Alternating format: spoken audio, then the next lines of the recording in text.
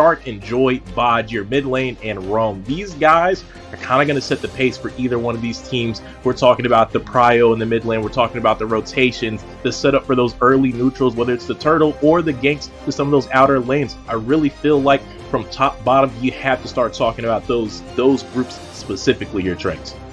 Most definitely. I mean, we all know Hoon and Shark have always been the aggressors. I feel like they have steadily paced the game for their team. Now, on the side of Yato and Joybaj, they're both the rookies, right? They're both the newer guys. They're great players, but they're not always the ones to set the pace, especially when you have someone like Zane, who is an aggressor. He is the one who wants to set the pace. So they either need to keep up with him, they need to move around him, or they need to find a way to combat against Hoon and Shark so that he can move freely.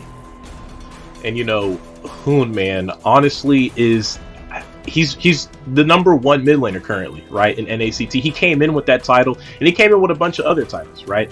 Fall NACT champion, winning in NASL Season 3, M4, top 5, professional in multiple MOBAs, right? And that's a hard opponent to kind of visualize when you're talking about Yato over there. This is his first time competing, right, for a global qualifier. So it's a lot of pressure on him, and that's why I feel like on top of even just in-game, like the mental aspect of this, that's a hard pill to swallow coming into a series, kind of on the undercard, right? There's a bigger guy on the other side, and that guy is on Outplay. So I really want to see if they can get Yato comfortable, get him into some comfortable picks where he feels like he can make those plays you're talking about, working around Zane, making those optimal plays for them to keep them competitive in this series.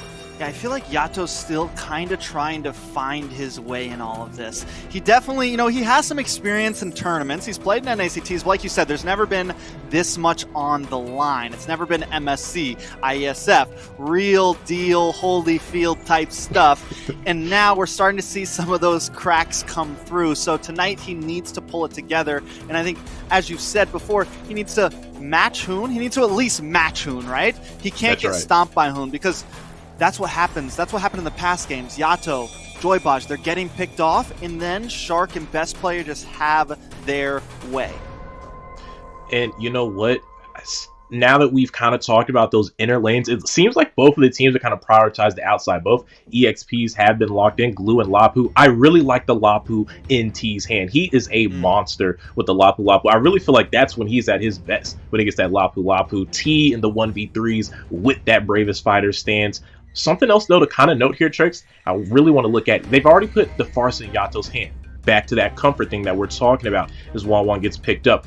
But look at this. Eve, Valentina, and Faramis have been banned. And I do note that when that happens, Hoon kind of likes to opt in for that Kagura. And it will go really good with this composition. They already have Kaja and Glue for the pickoff. Kag seems like the jelly to the peanut butter.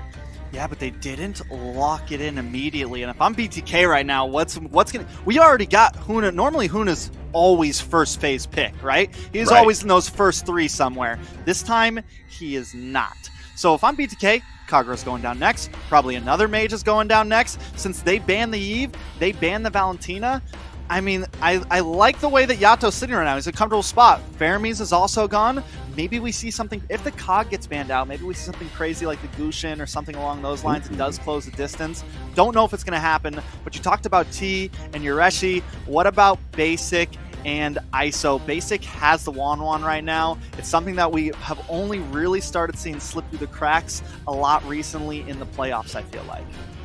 And you know, they locked in that 1-1 twice in yesterday's series up against Empire, so no surprise there at all that they locked that in for Basic. We were talking about the side of BTK potentially banning out this Kagura and the Hoon, but like you said, Basic's already locked in this 1-1, and something that the side of BTK likes to put in ISO's hand is that Beatrix. They like to repeat it. He played the Beatrix twice, and alongside that, the carry. Both of those marksmen got used twice, so maybe Outplay can return the favor on some bans if they look to target it. They went ahead and used one on Fanny here. Oh, there goes the Beatrix ban. There goes the Beatrix, and I think they do continue to hammer onto ISO. Honestly, his Beatrix is a little iffy for me sometimes. He misses those snipe shots a little bit too much, so let's put ISO maybe on something else. I don't know. But I get it. Hoon, the Kagura is going to be open for him now. The Fanny is going to be a problem, and they don't want to have to waste. They've already locked in a roam with the Lolita. They can't pick up the Kufra at this point. They're a little bit more limited. So I think it's a solid ban. Lancelot as well. Now with that, Fredrin, what's Fredrin still open? Indeed. Couple possibilities still open. BloodThirstyKings will have first pick after this ban phase, so I think Fredrin's a definite possible pickup unless Outplay bans it.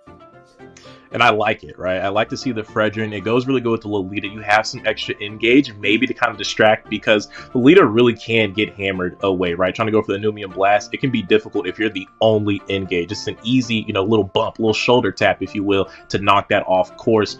Speaking of knocking off course, they're going to get the Yakai out of the way, trying to limit the pull back up against Zane. But again, the Fredrin you're talking about, MOBAZANE is the man when it comes to Fredrin, the walking petrified. So I definitely like it.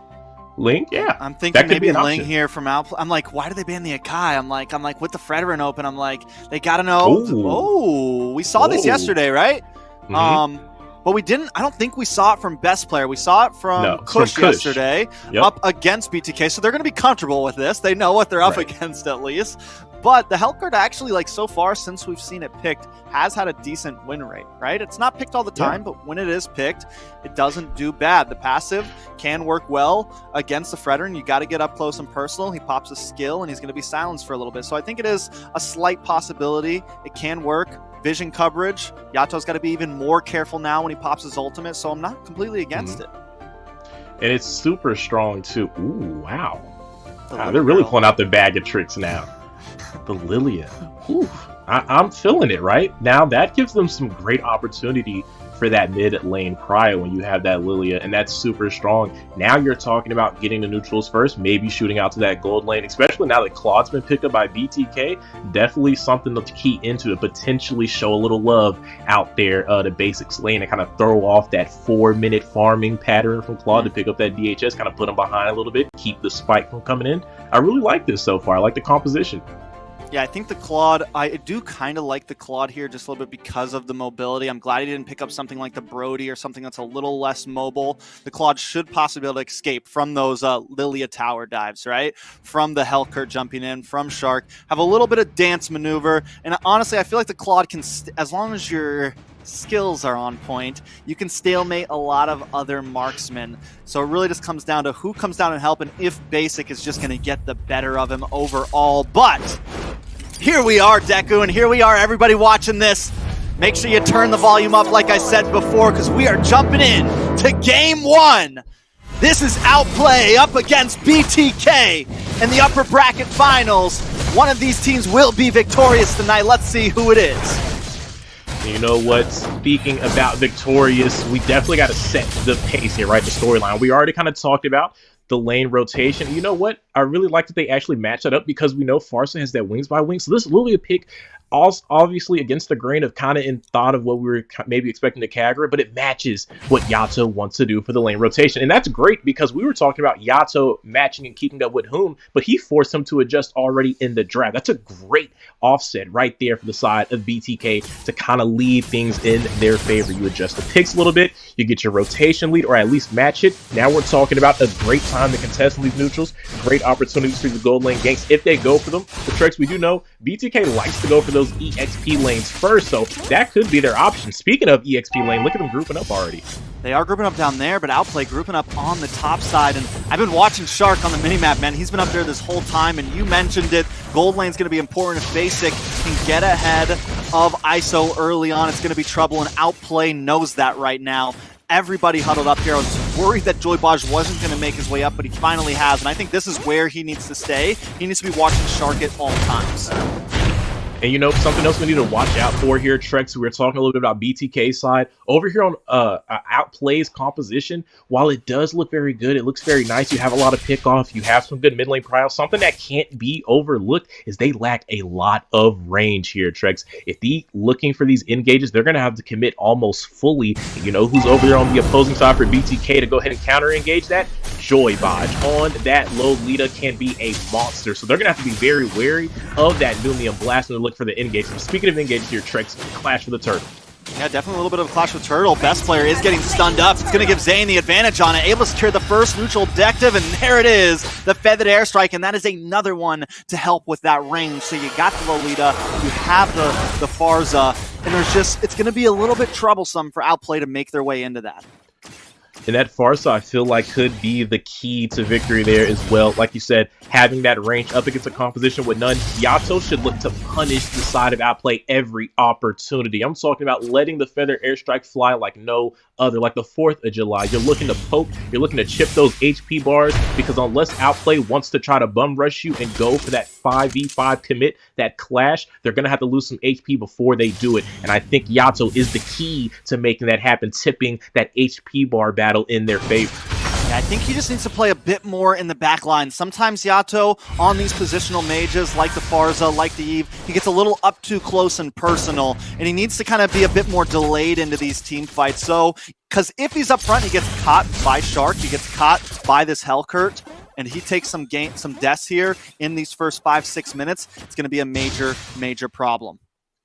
It definitely is. And, you know, something else there, I'm not quite sure where best player is going to go with this, but if he's looking for that kind of that damage Hellcurt, something else we could end up seeing is those neutral pits aren't going to be long and drawn out. MOBAZANE's obviously going to have the HP pool. We know how that's going for the tank side of things. Best player might have a difficult time, right, with the team trying to go for those dances that we kind of seen. You know, Trex, I really like to call them the WWE, if you will, those late game walls. What's that? It's called the wall wiggle entertainment, because these teams love to put on a show around that Lord wall. Yesterday, we seen so many lasting long that I have to expect that that'll happen again in between number 1 and number 2 here in the NACT spring. Sounds like a new record label, man. Wall Wiggle Entertainment. I swear I saw them somewhere in a club when I was younger. I don't know.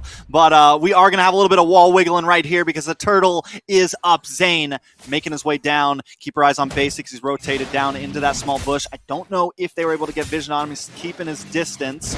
We also have ISO up in the top side. Both teams taking their time with this. Joybaj does have this Numion Blast, and Yato does have the Feathered Airstrike. Waiting to see if Best Player is going to use the Darkness Balls. There it is. He's going to be able to get a little bit of vision. Best Player able to secure it. Numion Blast comes down, but does not connect onto anybody. MOBAZANE in a bit of trouble. Brought down to about half health, but able to get away just in time. Yureshi and T rotate up, but the party is over now.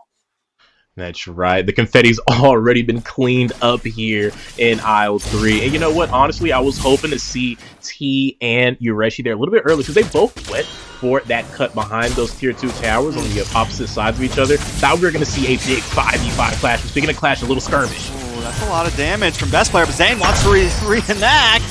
Best Player in trouble. Zane wants to get the finish. He's after it. ISO comes in as well. And that's a first blood for the side of BTK. Feathered Airstrike comes down. Able to find Hoon with the burn. That's 2 kills for the side of BTK at 5.5 minutes. And, you know, that is huge, because that first blood went into ISO's hand, and that's going to be lovely, especially up against Basic. You have 2 late game scaling marksmen and 1 picking up a first blood. You're talking about getting those items faster, right? Potentially even winning this lane faster, taking that tower and starting to rotate around the map and join in these fights, because we talked about it earlier, that 4-minute mark, that spike for that DHS is exactly what Claude was going to need, and he was able to pick it up pretty much unscathed for the side of BTK. Now T takes that tower. He's going to start rotating up. I think we're getting the lane swap right now. ISO making his way downtown over to the bot side as T makes his way up. Turtle will be up in about 30 seconds. And at this point, BloodThirstyKings holding a little bit of a lead. But do we count Outplay out just yet? I don't think we can. That Darkness Falls, like you were talking about at draft, it's so good for being able to provide that vision denial. Even though MOBAZANE has the beefier jungle, the retribution can't really come into play if you can't see what you're looking to retrieve. Speaking of things we're seeing here, Trek, potentially a pull. Shark hasn't really been able to get a pull down just yet. He honestly hasn't even been using it. And the patience and steadiness from him, I don't know if it's a bad thing or if it's a good thing. Both teams, I think, know the seriousness of it, and they're not trying to waste any utilities. Right here, Trex. I mean, there goes the wall wiggle with the commit. Yeah, Best Player forces his second skill just to dash away, but T flickers in, gets the kill. Basic making his way around. Shark still holding on to that Divine Judgment like it's somebody's change, but there's none here today because he goes down as well. That's 4-0 for the side of BTK.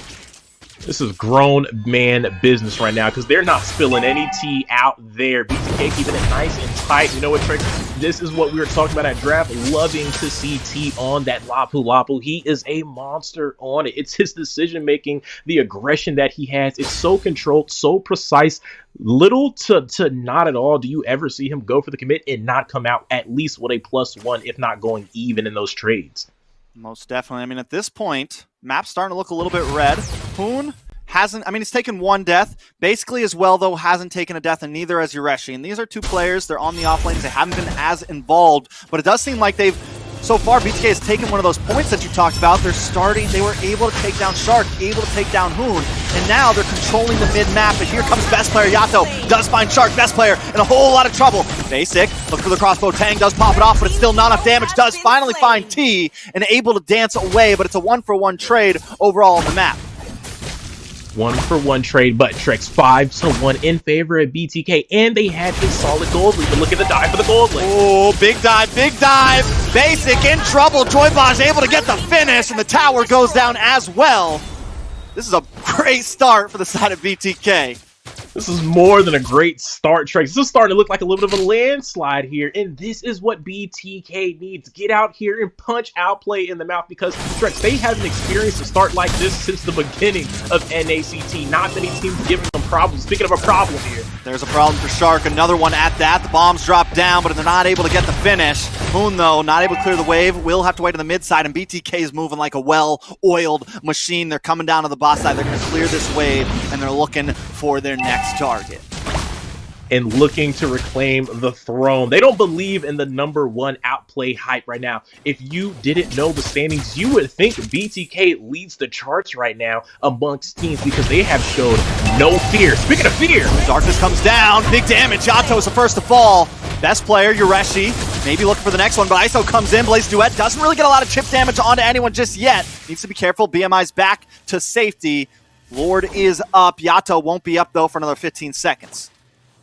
You know what, Trex? This is what we were talking about. The improvement from BTK. You can see it here clear as day. They're up 6-2, and it feels like for once in a Blue Moon, Outplay is the one on the back pedal of a match. They came out the gates with a great game plan. They came out ready for those early skirmishes. They came out looking to be on the aggressive side and not be on the reactive side. So what Outplay wants to do, BTK making them play to their game. And you know something else, Trex? Yato looks very comfortable, and so does T. The mid laners holding it down, and so is the side lanes. And when that's going good for BTK, well, this is what you get here, a great early game.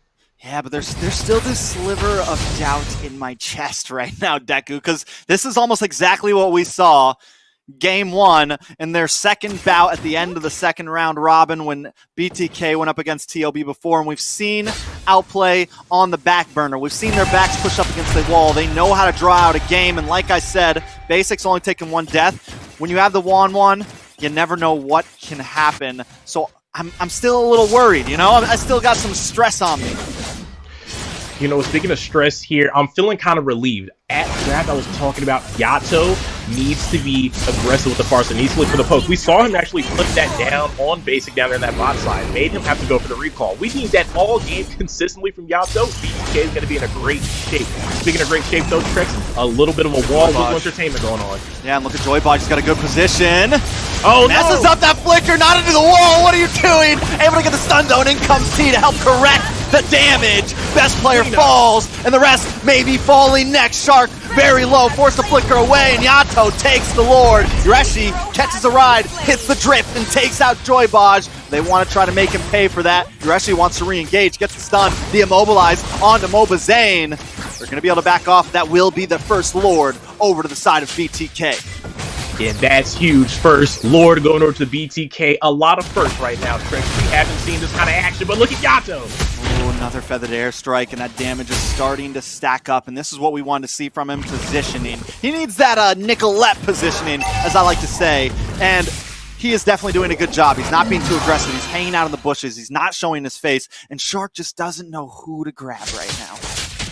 You know, right in line with what Yato's doing, man. That's that confidence factor that we were talking about. This is good. He came out here. He's surpassing Hoon right now in the mid lane. He's been so proactive. He's nailing these win conditions that we kind of put in place for him. He's going for the pokes. He's setting up a lot. Look at this right here. This player's running. He's running.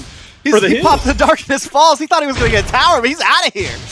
And this is what we need to see. I mean, he's letting that Feather Airstrike fly, and that's what they need all game. Never let it loose.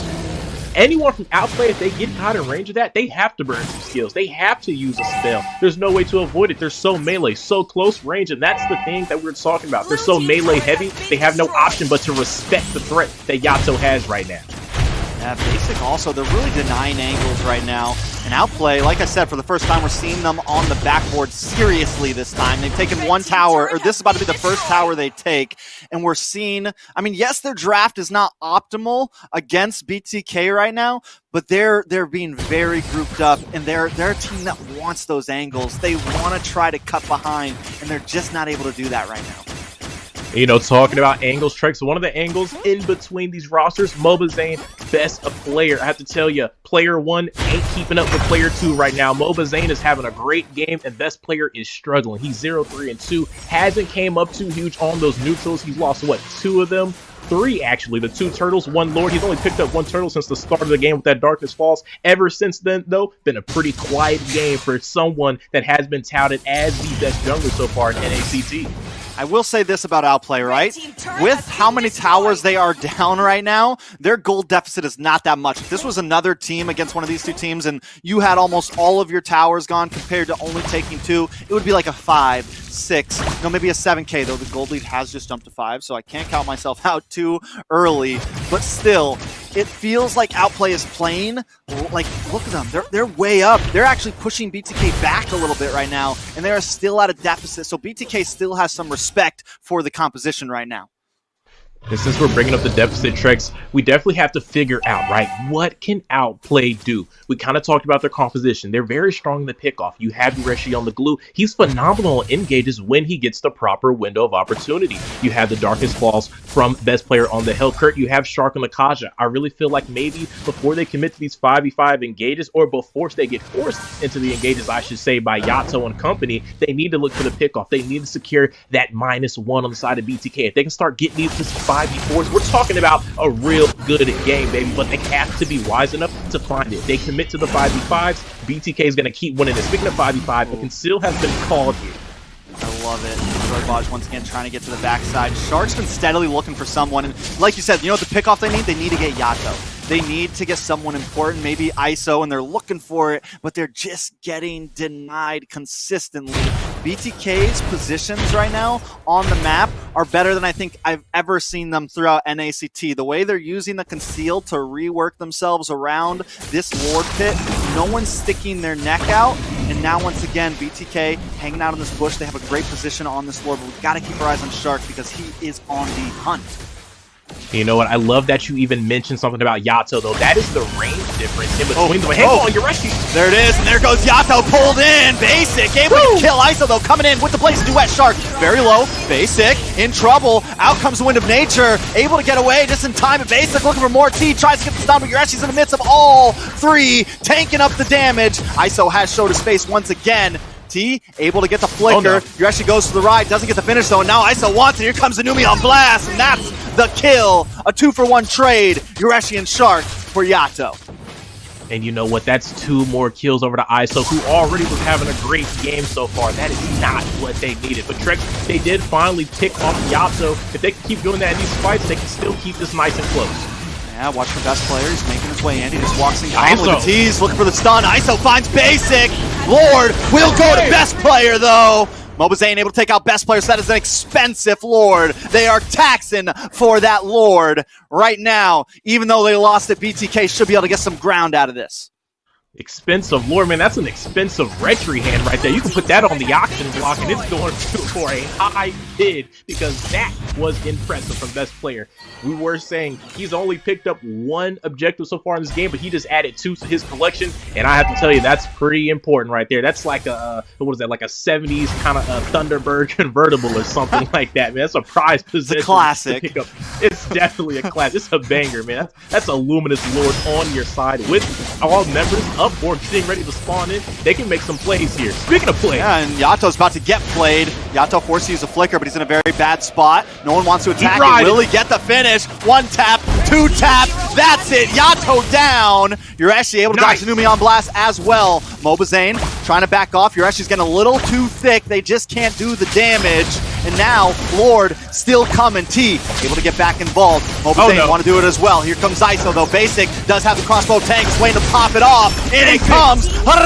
People going down. T, Yato, all falling. Next will be Joy Bars. The Lord is coming. Zane and ISO all on his lonesome. It's 5 members marching down. Oh, the turnaround. This could be bad. The Lord crashes in. ISO to the backside. Pops a blazing duet. 1 member does go down. They're able to find Shark, but MOBAZANE forced to use the immortality. Will come back up, but it's instantly deleted. ISO on his lonesome. Not enough minions, and the finish will not happen. Outplay, though, just turned the tables.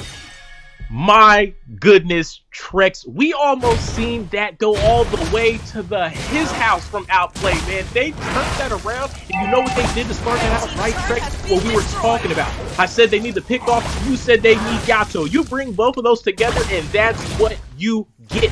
Outplay almost taking BTK out of their misery there, narrowly hanging on by a teeth. Honestly, I think that plays duet from ISO is really what saved them. Getting those minions out the way, getting those HP bars lowered, especially with MOBAZANE trying to hold down the fort. Obviously ended up falling, but it was just enough to hold this down. And I have to tell you, this is a great game. We're getting closer and closer to that 20-minute mark, Trex, and I'm hoping that this keeps it up all through the series.